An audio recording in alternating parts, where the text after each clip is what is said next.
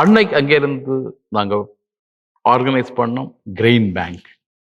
ஒரு ஃப்ரெண்ட் பெங்களூர்ல இருந்து வந்த ஒரு அஜாய், அவர் ஒரு என்ஜிஓ நடத்தினவர். அவர் எனக்கு ஐடி தந்தார்.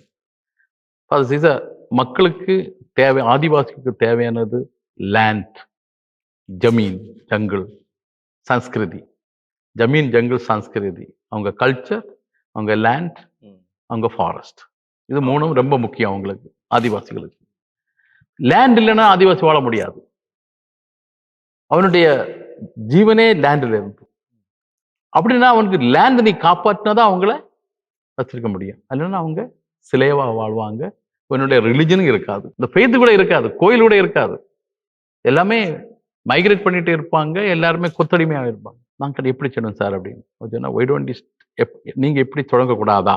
நாங்க கிருஷ்ணபுரியில உங்க தமிழியன்ஸ் ஆதிவாசிஸ் இருக்கிறாங்க, கிருஷ்ணகிரியில தோடாஸ், இருளாஸ், அவங்களும் கொத்தடிமையாக வாழ்றாங்க.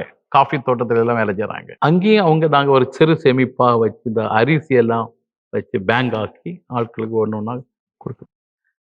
ஸோ அன்னைக்கு இங்கேயும் நாங்க இது ஒரு பிளான் பண்ணி என்ன செய்யணும்னா, இந்த ஹார்வெஸ்ட் டைம்ல எல்லாருமே கொஞ்சம் பேடியை வைங்க, 10 கிலோ 20 கிலோ எல்லாருமே போடணும்.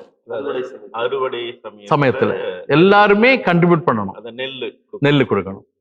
ஆனா எல்லாருமே சமமா இருக்கணும். வேற சொன்னா நான் 50 கிலோ வேண்டாம் அப்படின்னு அவன் சுப்பீரியர் ஆகும். 50 கிலோ கொடுத்து வச்சுதான் இவன் 10 கிலோ கொடுத்து அவங்க ஒரு இன்ஃபீரியர் ஆயிடுவான். எல்லாமே சமம். ஸோ இப்படி ஒரு காமன் ஃபண்ட், காமன் பேங்கை நாங்கள் தொடங்கணும். இப்போ நிலம் இல்லாதவங்களுக்கு என்ன பண்ணுவோம்? அவங்கள ஆதிவாசியுடையது நிலம், அதனால சொல்லுவோம், ஓகே நீங்க வேலை செய்றீங்க, நெல் வாங்கி இங்க போடுங்க அப்படின்னா உங்களுடைய ஐடியா, வியூஸ் நிலத்தோட ஒரு டச் இருக்கணும்.